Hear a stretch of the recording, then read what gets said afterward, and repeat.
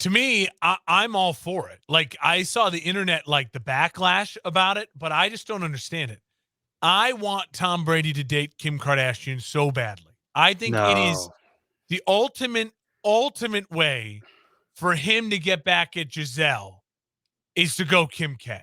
Like the lean in hard for like in the opposite way from Giselle would be Kim K. Now, obviously, if you're talking about a complete opposite of Giselle, would be like the woman who lives in the trailer park down the road from your house. But what I'm talking about, meaning like in the celebrity world of like beautiful women, going from Giselle to Kim K is like almost as polar opposite as you could get.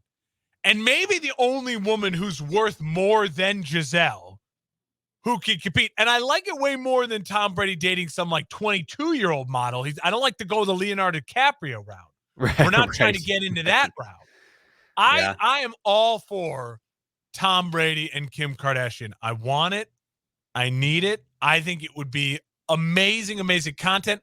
Watching all the Boston sports fans trying to handle Tom Brady coming back to his jersey retirement with Kim K in his arm, that would be hilarious. That would be awesome to watch.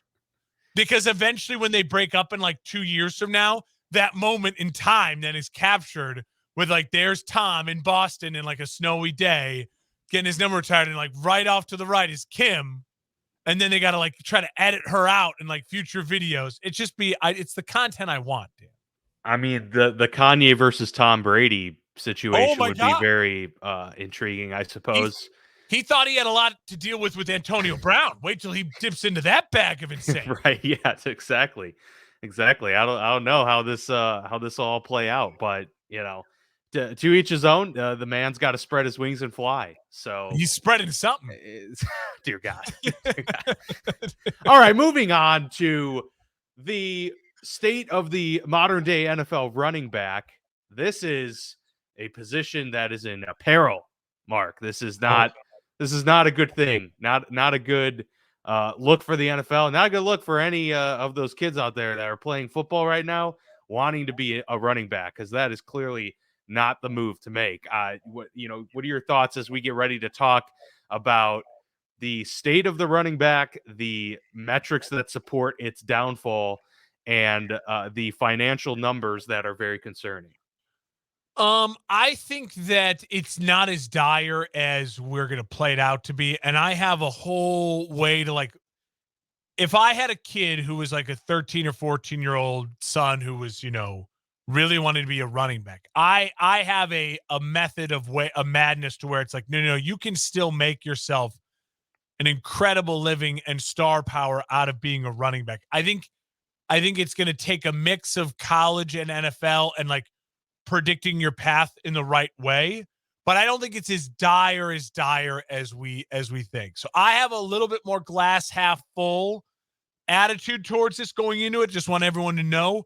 But I will say, I do believe the NFL as we stand here today, never in the history of the NFL has the running back position been worth less. And I whether that's good or bad, I don't know exactly, because it takes a while to like spread from these eras to look at things.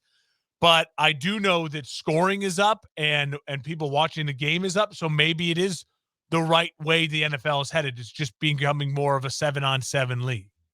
Well, the position obviously isn't going away. It never will, Yeah. I don't think. So No. to that extent, I'm kind of with you in terms of the glass half full aspect, but there is a whole empty portion of that glass that I am, fully on board with, in terms of believing that it's staying that way. Yeah. And in that case, I think there are some concerning signs for the running back position, and maybe what type of archetype of running back that we're going to be needing to see moving forward. So lots more to come here on this episode, where we discuss the state of the modern day NFL running back.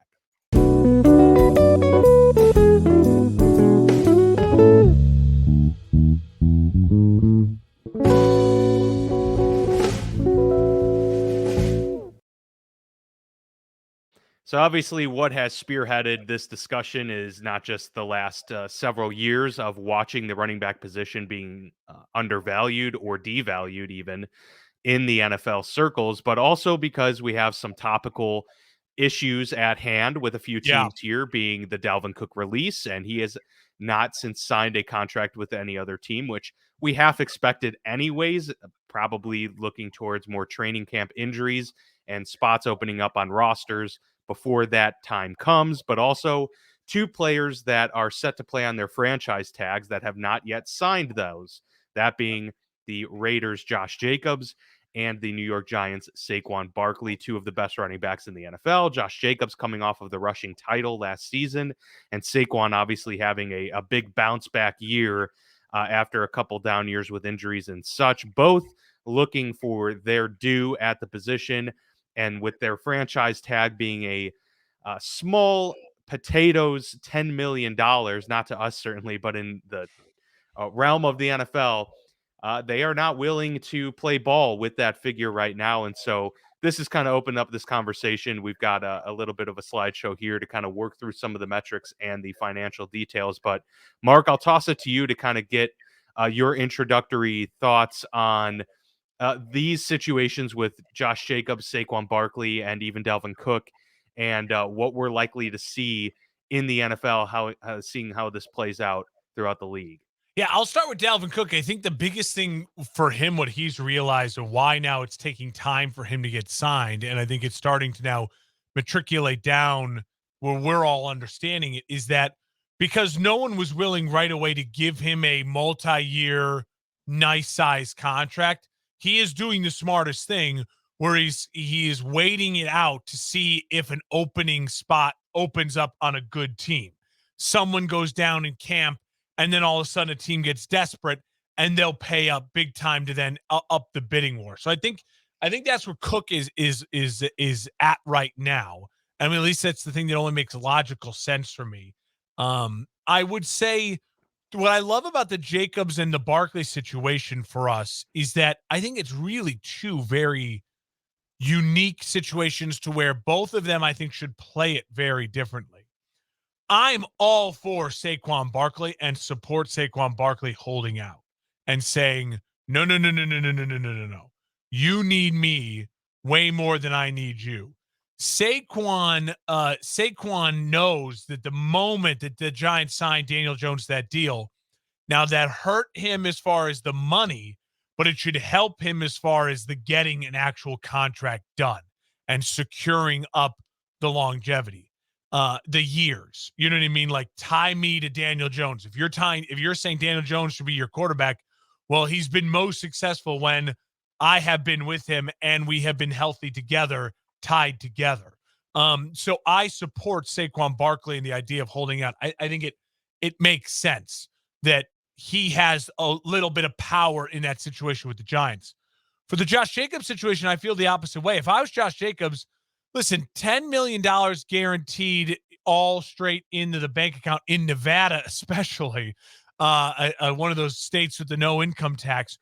That's True. pretty darn good money, all things considered. And if I was Josh Jacobs, to me, just going and signing the franchise tag for an organization that again is going to need you badly this year and going and putting up big numbers, I think his market for a future contract with a different team is better than Saquon. Saquon's had the injury bug bad. Josh Jacobs really hasn't. Josh Jacobs has had a more stable career. He's also 1 year less in the NFL than Saquon.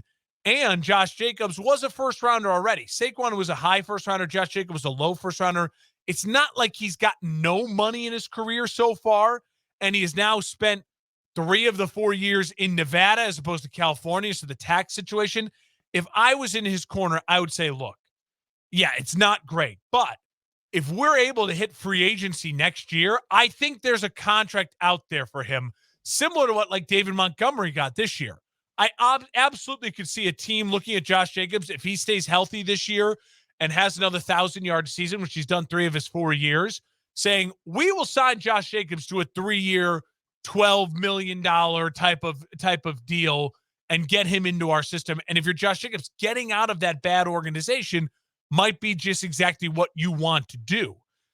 So I feel like it's different. I would encourage Josh Jacobs to just sign it, keep your head down, be a good locker room guy, go try to lead the league in rushing again in an offense where you're going to get a lot of carries, you're going to get a lot of work. And then what's the worst that happens? They either try to franchise you again next year. Well, then there'll be a much bigger number because remember when you double down, that number, if you franchise guy tag a guy a multiple years in a row, that number jumps up exponentially.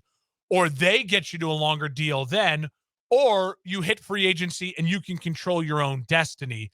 Because what looks bad for an NFL running back is like what happened to Cook. You get cut because your number's heavy, right? What looked good for an NFL running back like David Montgomery is you're just a free agent and you're coming off a productive year. Saquon is different. I don't think the market will be juicy for Saquon in a year from now. I think Saquon, if he's trying to secure a nice bag, I think it's in New York. They know him. They want him. He sells the jerseys there. Saquon's also made a lot of money. He's in endorsements. You don't see Josh Jacobs on Subway commercials. So I think Saquon's got more juice to hold out, and I would encourage him to maybe think about doing that versus Josh Jacobs. That's interesting. I see Saquon's value being pretty high on the open market next year because of his, dual threat ability. Now, Josh Jacobs can catch the ball, but not like Saquon can. And so Saquon has the ability to be way more explosive than Josh Jacobs. Like, I could see a team like Kansas City going after a guy like Saquon. Or, we even saw what San Fran kind of gave the bag to Christian McCaffrey, despite his years of injury, and they're relatively the same age, So I think if Saquon has another year like he had last year, they would both return, similar value, and Saquon maybe even a little bit more so. But Yes. both, Well, that we didn't mention, they have until July 17th. So there are yes. 7 days from the day of this recording that they have to sign this franchise tag. Otherwise, they can't negotiate an extension until after the 2023 season. So this Yeah. is like put up or shut up time for both sides, because if it gets to July 17th, it's one of two options: signing that franchise tag or holding out the entire 2023 season, because there is no option for a long-term extension at that point for either of these players until after the season. I want to make it clear on my Saquon point because I do. I mean, I'm not disagreeing that Saquon wouldn't have a market, but I do think the most important thing you said there is if he has a season like he just did and if he can make it through the season healthy. I think holding out is one of those things that helps Saquon guarantee he Yeah, makes it it through a does. season fairly healthy or has, you know what I mean? You track out his production numbers. And I do think Saquon has more leverage where if he holds out and they are not performing well, that will force the Giants' hand even more. Now they can't negotiate a new contract at that point, but it may help him in negotiations with the Giants in the off seasons. If you see now how valuable I truly am to your offense, let's get something done. To me, it's more just if I'm Josh Jacobs, the biggest thing for me is I think I want to just leave that organization. Like the Raiders are maybe dead in the water. I think the Raiders could be an organization where Josh McDaniels, I mean, if he doesn't have a solid year like it could get ugly in Vegas. It And could. they have a poor owner who's not going to is not going to ante up and pay a running back a lot of money. You know what I mean? Like, yes, the franchise tag is low for running backs at just under $11 million, but again, in Nevada, it's much better than it is in New York or Illinois or California. You take that money. He's seen as a good locker room guy. There's nothing negative about Josh Jacobs. He's been healthier in his career. And I think his market value in the NFL is high. Saquon, it's if he stays healthy, then yeah, we could consider Saquon being someone we want to add. But I But I feel think like we're assuming both are healthy in this situation, because you could yeah, say the same for Josh Jacobs, who I doesn't would have a rather have Josh history, but, Jacobs going into you next know, year if they're both healthy. Like I trust gotcha. Josh Yeah, see, I would Jacobs. take Saquon. I would Yeah, take Saquon in that, uh, hypothetical, but it's tough. He's so reliant on his health has just been so bad those 2 years. I mean, he's already had was it the ACL, and then the year he was healthier. I mean, he played 13 games in that season after the ACL, and the production was just brutal because of nagging little injuries. Well, yeah, Um, and they were just a bad team overall too. yeah, But yeah, like to your point, Josh Jacobs hasn't had great teams. Yeah, grass isn't always greener. Le'Veon Bell learned that lesson certainly too, and he holding his out can be value risky. was deemed to be as high as it could ever be when he held out in 2018. So yeah, there's certainly some potential risks, whichever way you slice it. But let's get into this, number crunching situation here, and kind of take a holistic look at the running back position as it relates to its peers, especially when it comes to offense in the NFL. So we've got the slideshow here. The NFL's running back problem, and it's something that's been brewing over the last decade plus. Mark, we know, like, back to the heyday of the running back position, where it was really the stalwart of the offense. Yeah, Quarterback's always been the primary position. Since the merger. Since the Super Bowl era, even.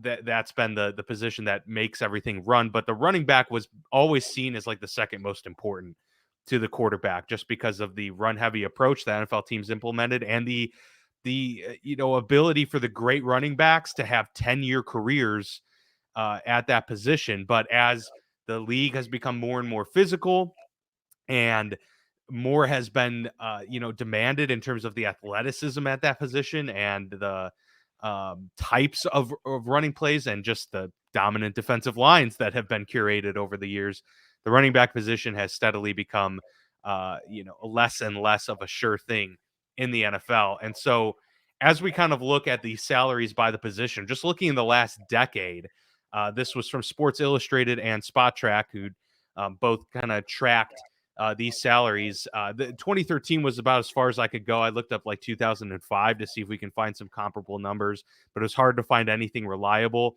These are also something that aren't ironclad numbers, because there's a lot of finagling with the salary cap, and numbers kind of vary based on who pulls the data. But these are fairly reliable, as about as reliable as we can get right now in terms of numbers. So the quarterback position in 2013, on average, now mind you, this is third string quarterbacks, and all of that, rookie quarterbacks throughout the league. 2013, it was 3.8 million. Running backs were 1.5, wide receivers 1.8, tight ends 1.4. So running backs are right there with those other skill positions, mainly wide receiver and tight end. But in the last decade, we've seen a pretty substantial increase for wide receiver salaries and tight end salaries, of course, quarterbacks as well, that those have ballooned. And so these averages don't look that big when you're just looking at it on the screen here. 4.8 million on average for a quarterback in 2023. Well, we know that that's not the true average of starting quarterbacks in the yeah, league. So, but even so, in the last 10 years, the position on average has gained an extra $1 million per year. That's nothing to sneeze at. And like, again, though we're counting all quarterbacks on the roster. Running backs only grown $250,000, whereas wide receiver has grown almost $500,000. Tight end has grown nearly $700,000 per year in just the last decade. So, and I thought the increased percentages were important. So that's kind of when I took these two columns here and tracked to see what the percent increase was, because I think that tells the story. Quarterbacks have seen a near 25 or 26% increase in their salary. Wide receivers, 25% increase. Tight ends, a whopping 42% increase over the last decade. They have become, with the Travis Kelce's and the Rob Gronkowski's emerging as like the guys that can be, focal points of your aerial attack now. And that position has really changed a lot. A near 50% increase is pretty spectacular. But running back, only 17%. And that increase is getting smaller and smaller as the years go on. So I'll defer to you, since I've kind of been long-winded here in this explanation of these numbers. What are your thoughts when you're just looking at these, plain as day, laid out for you? Well, part of it is you have to remember the running back position, even in the last decade from 2013 to 2023, what you're asking or what you want out of your starting running back is just different. You used to be able to want you had your roster was I need the guy who's a three down bell cow back, and then you have your quick small guy, your Darren Sproles, who's your all right, it's third and long, and we bring a guy on. And it's just so changed in the sense that your running back now has to be like a Alvin Kamara. They have to be able to carry the load and also be a threat to pass block because the passing game has just exploded so much to catch balls out of the backfield.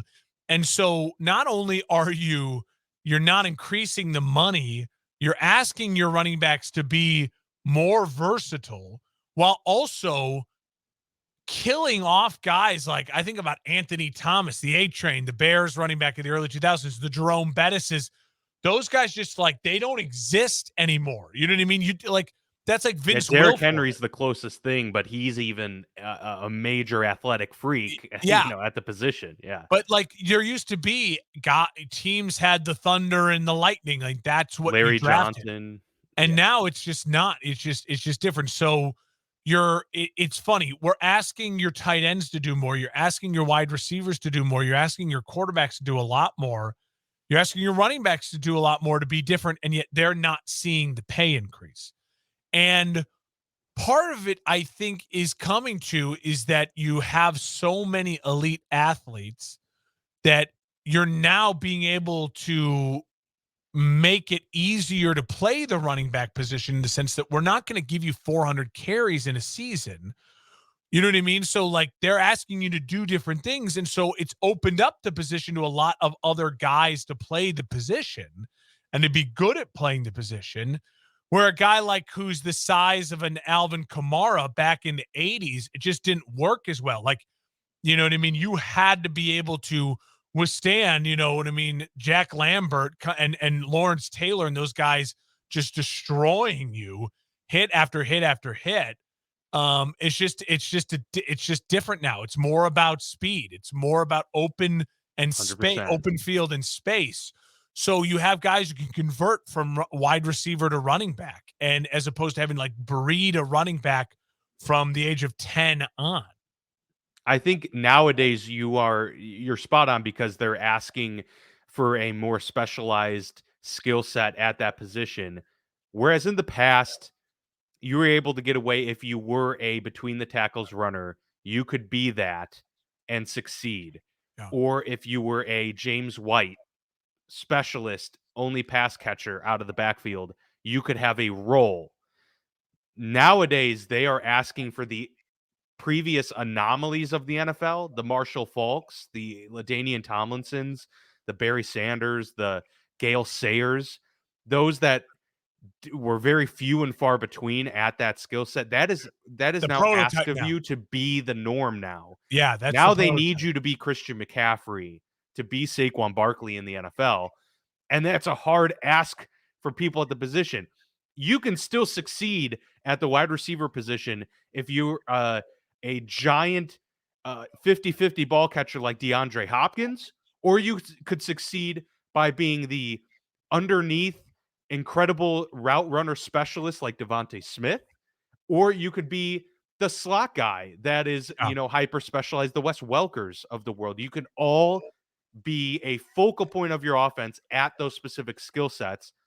But now for the running back, it's such a unique position in that you're only allotted one of them on the field typically Yeah. at a time. In terms of where they line up, and they need them to be as versatile as possible, and that's a very tall ask even for today's athlete that has become very, very versatile and incredibly athletic. It's still a tall ask for someone to fit that profile, which is why someone like Bijan Robinson kind of bucked the trend this year and went top 10 in the draft because guys like that are very hard to come by. If another Yeah. Christian McCaffrey is in the draft the next 2 years, Jameer Gibbs, he went early. Like, we're not going to see first round running backs very often, but when we do, they're going to be they're only going to be the guys that like have Fit that that prototype. ability to be true 3 down backs and split out wide and run routes and do all that you're asked of. And so that's why it's a tough And road even for a if you're running paying back. him a first round salary, like we just talked about with Saquon Barkley and Josh Jacobs, both first round guys, that money is just not what it used to be. It's not going to kill your salary cap. And you get the 5th-year extra option on them. So you could even keep them that extra year before you have to pay them. And then after 5 years of being a starting running back, what do you say? You say, well, you're too old now. You got too much tread on the tires. We're moving on to the next one. I mean, it all sets up really well to be like running back is going to be the position that gets like least added to as far as Hall of Famers, like in the future, like because just guys Yeah, not that could having the be. ability to have a 10-year career anymore. Yeah, or just to even just put up they could be dominant, but we're the guy we're probably going to be talking about in the next, 5 or 6 years is Derrick Henry. And like, yeah, he's been really dominant, but he's even a question mark of is he going to the Hall of Fame? Like even if he has another 2 years of sustained success, it still might be tough because Yeah. the benchmark used to be 10,000 yards. But that has since become less of a notable benchmark for rushing, and on top of that, it's just the position isn't being utilized the way it used to be, and Yeah. so you're not having the types of games that we're used to seeing from some of those players. So I'll move on to the next slide here, talking about those franchise tag numbers, and that's where we stand right now. Is the ballooning of financial um commitments in the NFL towards positions. The quarterback franchise tag now is 32.4 million. It's grown steadily. I remember when we were talking about Kirk Cousins about what 7 years ago and it was 25 million. It's already grown 7 million since Kirk Cousins and Washington back in his day there. The running back position is now 10.09 million. Those are peanuts compared to the rest here. Wide receiver 19.74 and tight end 11.35. So tight end's getting almost a million and a half more on the franchise tag. Yeah. Despite that position definitely having probably 50% fewer touches per game than a running back, and running back's got a pass block as well, so it's got to do that work that the tight end has to do. And just as a quick refresher for those out there who may not be fully aware of the franchise tag, it is the average of the top 5 salaries at that position. So the top 5 paid running backs in the league, you take the average, and that's what the franchise tag Yeah. is for that position. Or it's 120% of your previous salary. In almost every case, it's going to be the latter. It's whatever's highest, and it's almost always going to be the average of the top 5. So I'll that's where you say get those numbers. But look at that. I mean, wide receiver nearly double the price. we were just talking about how Travis Kelsey, he had a quote recently talking about how he knows he's underpaid and tight end guys wanting more of the wide receiver number. I mean, he puts up more numbers than these wide receivers who are getting tagged and they're making almost 20 million. I do think it's just one of those moves that it makes it even more like the NFL doesn't have, I don't think, open collusion, but this is the way you could say there is collusion by, we work in an industry in like when you worked in local TV or for me in like local radio, you always hear, oh, well, we pay competitive salary. So, well, if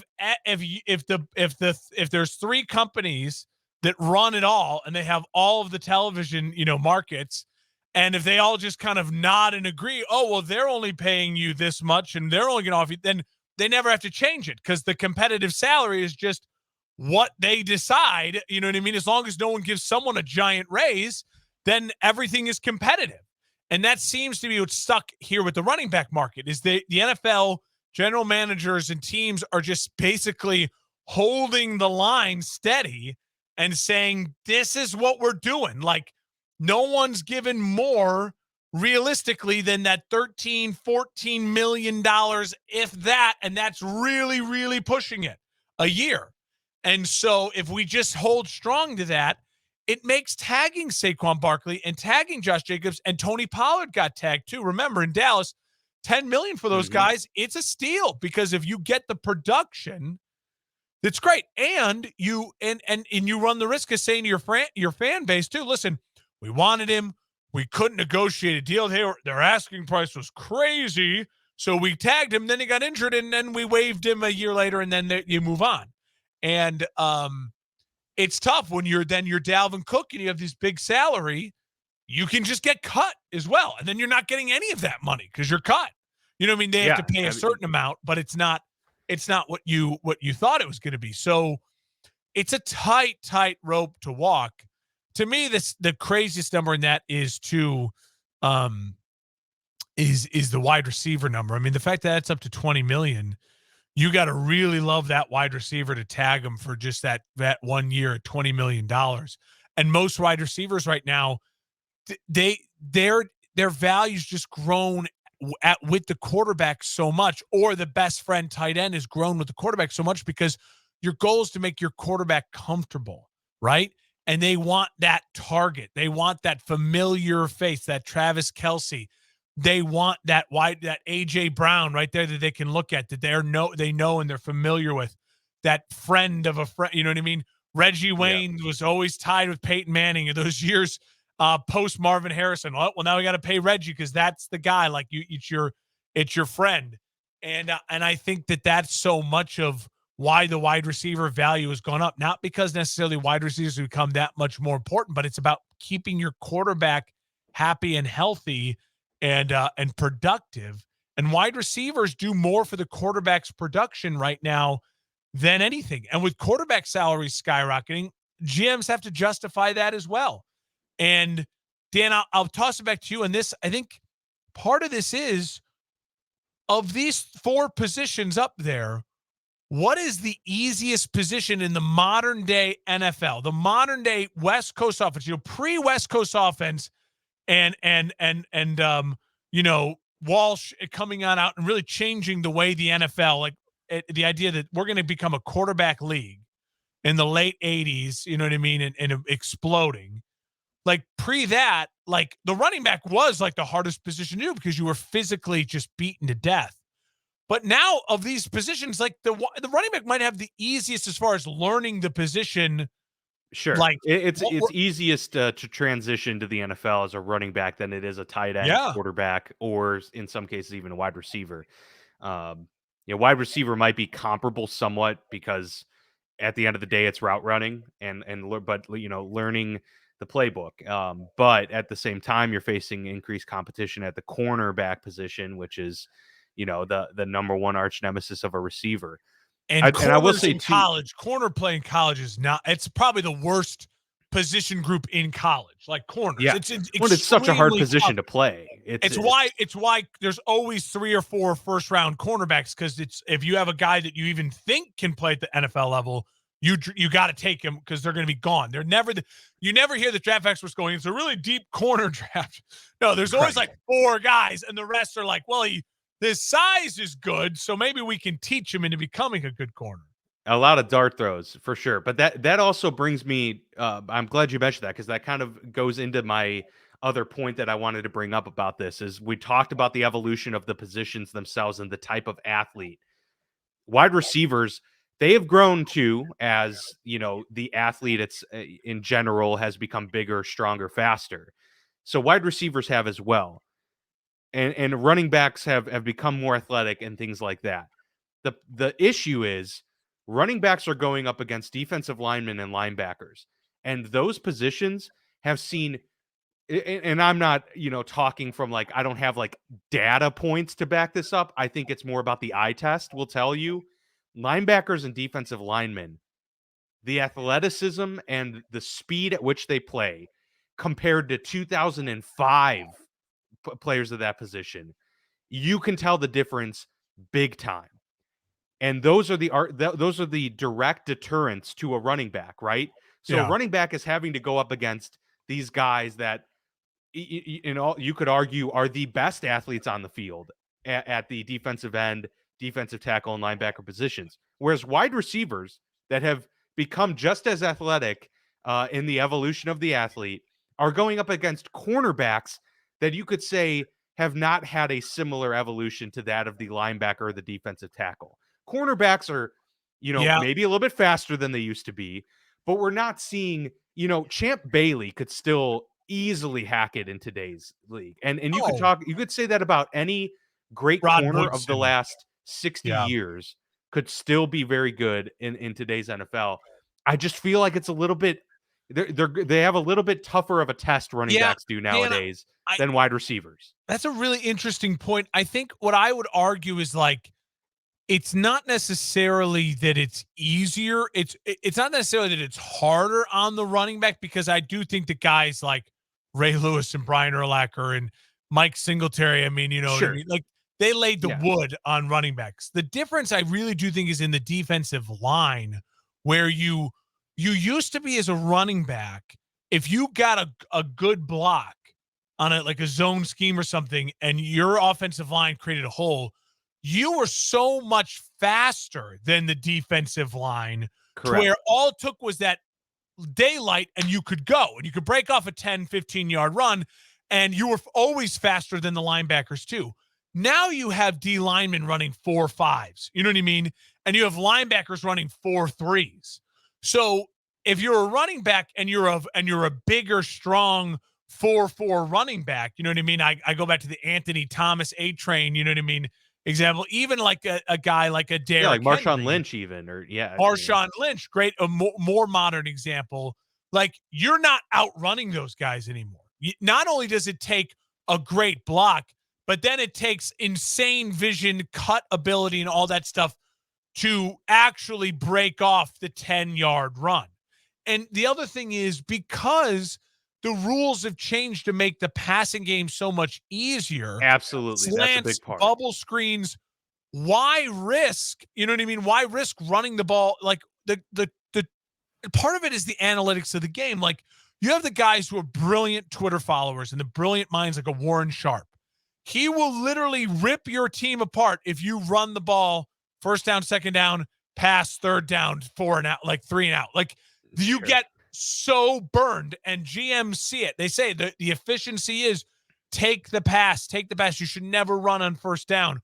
So your offenses and the numbers are all saying your success rate, all these things lean towards putting it in your quarterback's hands and the tight end, the wide receiver, or the running back on a quick bubble screen or a quick, a screen play or a running back, just dump it out to the running back. So again, all of these things create the snowball effect that you're asking the running backs to do different things.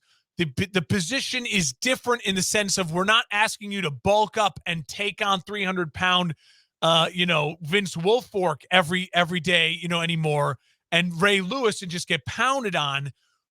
And all of that's led to the fact that they're becoming guys, just you can find them in the 7th round, like Isaiah Pacheco, and they're more than serviceable, especially if you believe in your quarterback and your system.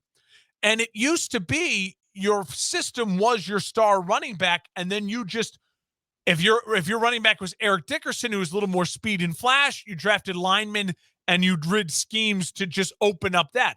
If your star running back was Jerome Bettis, you drafted linemen in schemes where we're going to pound it tackle to tackle, and that's how we're going to grind out games and win games 13-7. But now that does not exist anymore in the NFL. Derrick Henry is the closest thing to that. But even now, like Derrick Henry's only successful in the sense that he's a gigantic freak of an athlete and still And outruns he's a good people. pass. I mean, he actually is a good catcher, and Yeah. he can outrun guys. We saw that 99-yard run against the Jaguars. That's like, And if he has that ability. if the Titans go and win the Super Bowl this year with Derrick Henry rushing for 2,000 yards and catching They for won't. 700 yards, if they do that, then it will once again prove if you have the right system in place with a great defense, you can still win a Super Bowl this way, like the 85 Bears model. But that's become now so rare that it's like the outlier. Yeah, the 2004 Detroit Pistons were incredible. They were the last team in the NBA to just win it with no sure ballot Hall of Fame top 20 type generational talent, and they did it with defense. That's how much of an outlier it is. In the last 20 years, it happened one time, and it hasn't happened in coming in 20 years. Like, so in the NFL, we are approaching that realm of where I don't remember the last time you'd argue it was a running back and defensive led team that really won the team the Super Bowl.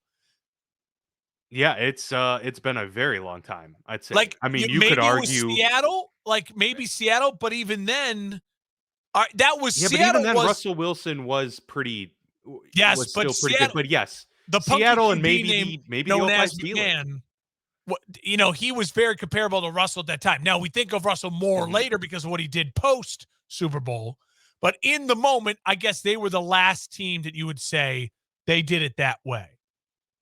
Certainly the most recent. Yeah, I would agree with that. And that's only once in the last 20 years. I mean, because then you'd probably have to go back to the '05 Steelers, and they weren't And even like before heavy that, the run. It was really Ravens. just a dominant defense. Yeah, and before that, so like it's just So yeah, changed so much, and I do think that leads to the devaluing of the running back as far as financial. And it's fun. Now, listen, there are plenty of other guys out there who say, "I'd love a $10 million, 1 year, $10 million," because of course. there's other Yeah. positions that aren't making that. So it is again, it's hard because they're gonna put up stats. They're gonna be some of your favorite players. Um, and you're going to have to say goodbye to them. You know what I mean? Like, as a Bears fan over the last couple of years, two of my favorite players over the last 7 years were Jordan Howard and then David Montgomery. And I was pissed when they let Jordan Howard go. And then David Montgomery shows up and he was great. And then Yeah. I was pissed when they let David Montgomery go. And now they've gone with Roshan Johnson. You take him in the fourth round. You think, well, this is probably going to be the next guy. And they're going to run him into the ground for 4 years. And then I'll be sad when he goes and they draft a new guy. I think where the NFL has to be careful is that what are the values that these guys are getting? What are you paying third, fourth rounders? How can you find a way to compensate guys maybe more on incentive laden, you know, contracts or things like that? Can you build in better incentives? If you're a fourth round kid who's a running back, maybe take a little less guarantee, but if you believe in yourself, maybe you can negotiate with your agent when you're drafted incentives. Like, if I lead this team in rushing, you're going to pay me an extra $1 million bonus or whatever it might be. Those are the type of things you have to maybe start get creative with. Yeah, very true. Very true. That's interesting, and I want to stay on that point in just a moment. So bring me back there because Yeah. I have something from SB Nation. They kind of put forth a potential remedy for this problem. I'm not sure how well it will work or if it's plausible, but it's a theory and it's something to work with. But I do want to go back because you did mention the other positions that are paid less than a running back. But interesting enough, I'm curious what your thoughts are. So the average running back makes $1.78 million in the league. What positions do you think make less on average? On average, I would say like someone in the back end, like a safety or a free safety. Obviously, I think there's probably like you'd find someone like guards or centers, Okay. interior defensive lineman maybe, but it's maybe like an outside linebacker. Linebackers aren't paid a ton. I don't know. Edges are paid pretty Well, well yeah, but though. that's a different an edge versus Yeah. just a 4-3 outside linebacker. Sure. Yeah. Um, the answer is the running back on average makes $1.78 million. Only punters make less on average in the entire league. In the And the 2023. occasional and long snappers. Kickers make more and every other position makes more. And it makes more so much that they're all making over 2 million. So So they're the only ones still with the punters and the long snappers stuck beneath 2 million on average. correct. Yeah, now that I is believe pretty. the kicker is just like at like 2 million, somewhere right there. Yeah, But that's yeah, I pretty mean, shot. and certain special teams players, obviously, because they're not Yeah. grouped into positions necessarily. Um, so some guys that are like the end of the roster and they're going to play like 5 special team Yeah. snaps or something like that, like gunners, they make just about the same as running backs do. But that's crazy. A gunner is potentially making the same amount of money as an NFL running back, like even a backup running back or third string running back. They're seeing, snaps, and those guys aren't making very much. That was kind of fascinating. I didn't expect that, but that is now offensive tackles are making like 8 million. They're making quite a bit. So there are some positions that are very inflated, but yeah, the running back position is just not making very much. But now to go back to the SB Nation thing, they posed a possibility of having a running back fund that teams can spend that doesn't count against the cap, and how they kind of worded this was, and I'm quoting the article. By the way, the links to these the graph on the next slide and some of these stats, all the links will be in the description. If you're watching YouTube, they'll be in the description there, so please check that out. Um, they said would be to have a quote separate pool of money which exists outside of the salary cap and is earmarked for players at positions like running back. The overflow pool would allow for a top tier running back to earn an extra 10 million or more per year without risking the financial stability of the roster as a whole. End quote. So it's interesting to think about, but I'm not sure how that would work in practice because I don't know where the teams would get this money, and how the NFLPA would work that into their negotiations, Yeah. because it's basically saying we'll allow you to spend this money on a player without it counting against your cap. Yeah, I mean, it's creative, but it's that's one of those things. If I was in the tight ends, I'd be like, well, this I want that. We want that for us too. Like, I mean, I Exactly. think it. Yeah. Um, I think that the way you fix it is just you have to have running backs who continue to prove they can stay, healthy. I hate to say it, but it's going to take the guys like a Josh Jacobs is a great example. Like he has stayed healthy, and for the most part, and like if he has another really healthy, stay healthy year, like it's going to take those guys proving. Adrian Peterson was healthy, and then he came back from his ACL and was just as like it's going to take those type of guys because you need someone to increase the franchise tag value, right? Like you need those Yeah. contracts where They it's like can't be the anomaly anymore. they can't be the anomaly. That's a great way to say it. They have to find ways to put their franchise in a tight spot. And I also think part of that is like Saquon right now, part of him holding out or like trying to get that big deal. I think that's part of it is that like you made the dumb decision to pay the quarterback this much money. Well, this quarterback is only as good as the people around him. He is not carrying a bad roster. So you got to pay up, pay me too. It's tough. I think I don't know if there is an easier answer than it's just it takes that. I mean, and the guys, you're just got to hope you're in the right situation at the right time to get paid, and you have got to have people in your corner if you're a running back who are smart, who you trust, and you say, listen, when you finally get those checks from the NFL, they are going to be few, they're going to be far between, and they're going to dry up quick. So do not go out there and make the dumb decisions. Who cares if the wide receiver next to you bought the giant chain? Like you've got to be smarter because right now your industry is not valuing you the way your industry is valuing the guy sitting right next to you, who you may be producing more than and even more valuable to the wins. It's just the way it is. Not everyone can get paid. The salary cap league, not everyone can get paid. And running back is in a sense the position where most anyone could play it athletically. You know what I mean? Like you could just put someone there and they could just be a blocking guy and like protect the quarterback and then maybe catch a couple dump passes or you know what I mean? Like, because that's just the way the NFL is going now. So you've got to find a way to make yourself really valuable. And Dan, it goes back to like what I was saying at the beginning of like if I had a kid who's that 13, 14-year-old who's playing running back and wanted to be a running back, one of the really important things you have to do is try to go to the right college where you could get some NIL deals too. Like start making money because in college, the running back is still a star. Like, I mean, you build your Sure. program a lot of time Yeah. around a running back because you just don't have enough quarterback talent.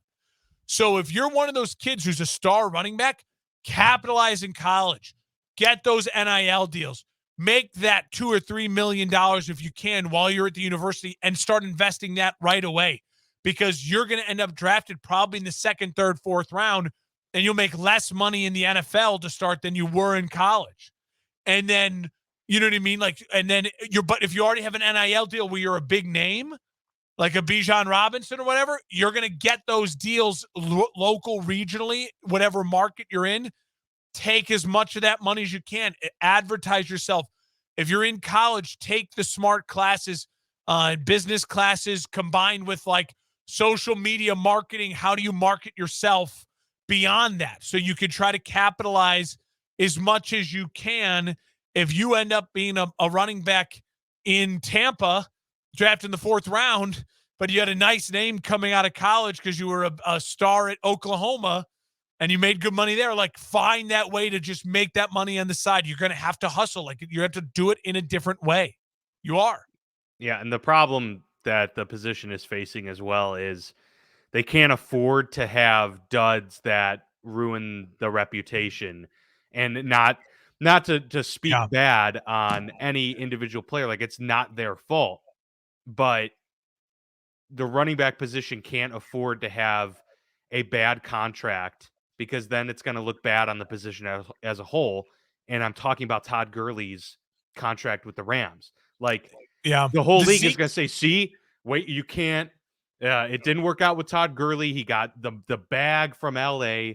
They were willing to pay him, the lion's share of and the the injuries. market, and then he gets injured and he's out of the league within 2 years. And that alone, that perception throughout the league, then set the running back position, I think, back because everyone's worried that that's going to happen to them. Whereas a wide That and the Zeke receiver, they contract. feel Like they can replace that. Zeke got paid and his production went down continually every Yeah, year with Chris that Johnson, contract. you know? Yeah. Yeah. It's Yeah. so they're in a tough spot. I'll just say, I mean, the running back position, we agree, it's not going anywhere. It is evolved, Its but usage you will have just got to change. find a way. Like if you are the guys who are special, when you can get money, take it. Like you've got to take it. And that's part of the reason why I'm telling Josh Jacobs, like, just take the franchise tag. Like 10 million is, if you're smart, like you can use that to not have to really work for the rest of your life. Like that, Yeah. you can be, you know what I mean? Like I get it. It's the NFL. Like it should be different or whatever it might be. But like when you can get that money, take it, invest it smart, and then get away from bad owners, bad situations who are going to use and abuse you. Like get away from all of as much of that as you can. Um, and you just got to hope your body holds up, treat your body right. And if you can now, if you're a kid in college or going to college, start capitalizing on that NIL because a running back will Or just be always a be a wide star, receiver. will always be a star in college. And you got to try to convert that, carry that stardom over to the NFL for the advertising dollars. Just be a wide receiver or a quarterback and you'll be fine. Oh That's yeah. the route to go right now. But yeah, that and the final thing here we don't have to spend too much time on because it's just confirming what we've already talked about here. But the average career length by position, and as you can see here, running back is by far the lowest. It's Yeah. 2.57 years per career. The league average is 3.3 years. And I mean, this is also a good note, by the way, for like all of those aspiring NFL players out there to and just the average fan as well to just realize how difficult it is to pull off a career. A long Not career. just we're used to talking about Hall of Famers. How about we talk about the guys that last 8 to 12 years in this league that aren't Hall of Famers? That's pretty freaking amazing that you played 10 years in the NFL. I don't care if you're not a Hall of Famer or not. That's incredible. And so we see, kickers and punters 4.87, quarterbacks 4.4, linemen 3.6, and so on and so forth. receivers only 2.8, and that's because there's so many receivers that Yeah. go into the league, and there's few that actually pan out and make it, and also because there's so many good receivers every year that come in that replace you. You have to constantly be competing for your roster spot. Yeah, and look on the opposite end. O-line and D-line are two of the ones that have the longest careers. Why? Because they're not flashy. GMs, fan bases, they will turn on you quicker when you're dropping passes, when you get injured, when you fumble the football. They will turn on you. They will. And what happens then is it's easy in the draft. Just go, ooh, shiny new toy. This guy out of Oregon State ran for 1,400 yards. And we can get him. And we can get It's him in the easier to fifth. replace. It's Yeah, we easier get to him in the replace fifth those round. positions. You know what I Yeah. mean? And like, Yep. look at how Exactly. dumb I am. I'm a fan of a team, and I'm pumped about a fourth round running back. I'm more pumped about him than I am my star offensive lineman who out of Tennessee they drafted 11th overall, whatever. You know what I mean? Like, because you just get it's fantasy numbers and stuff. They turn on you quicker, and it's easier to just turn the tide. We drafted a new wide receiver. Like, look how excited we are. Look at the highlights versus an Mhm. offensive lineman. GMs just want to be like, oh, Bakhtiari, are you still healthy? Coming back? Great. That just fill that in. Don't worry about it. Yeah, yeah. And then on top of it too, each team holds 9 defensive linemen, 9 offensive Yeah, linemen. there's They more. usually hold 3 running backs. And That's it. so Yeah.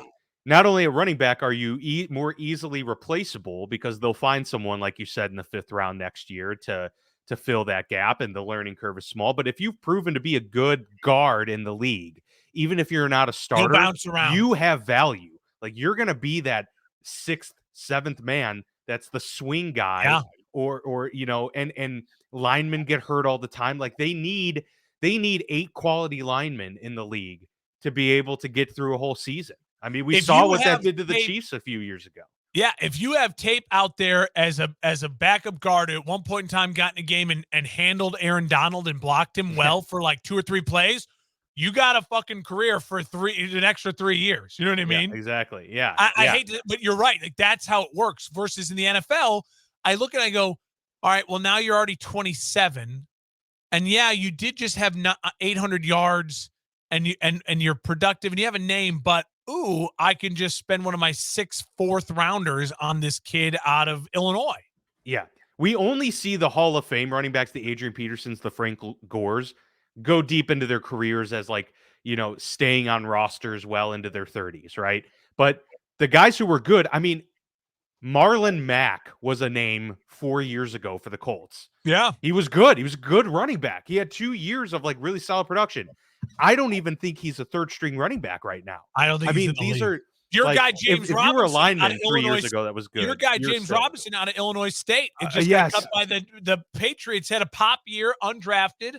Hopefully made some money, and now it's done. It's over. Prime example. Yep, that's a perfect And example. And and I that mean, sucks because Dalvin I Cook was love that literally guy. selling season tickets a year ago, and like jerseys out the wazoo. And now it's like I gotta hope there's an injury for the right place. Yep. The Tyler Algier had 1,000 yards last year as a rookie running back, and they go and draft Bijan Robinson. Yeah. And so that's probably the last we're going to hear of Tyler Algier. I mean, he'll be a good backup, and if Bijan gets hurt, he'll be a good starter. But who knows where he'll be? He will be at the end of his rookie contract, Yeah. and it's at no fault of his own. I mean, he did everything right. James Yeah. Robinson did everything right. Got hurt once, and they were like, "Well, we're willing to move on at this point. Like we don't."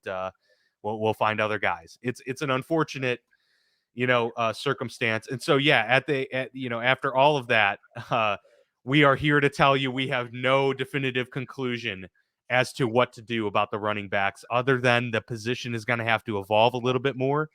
And maybe it's a thing where teams are just going to have to use 2 running backs way more frequently, and the days of a true 3 down, 25 touch a game running back those may be slipping away slowly unless you're a Christian McCaffrey or something like that. You've got to do just a couple things to give yourself the best chance. You've got to stay healthy if you're a running back. That will help you. You've got to prove to your team that you can do everything they want you to do.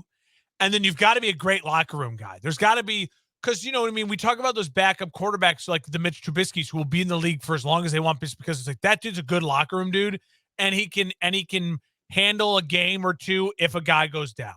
Like if you're a running back, it's just part of it. It's just part of it. And honestly, when you have your chance, you've got to make the most of it. You've got to pop. You've got to pop. I mean, look at Khalil Herbert for the Bears. Like he's now going to get his chance to probably start.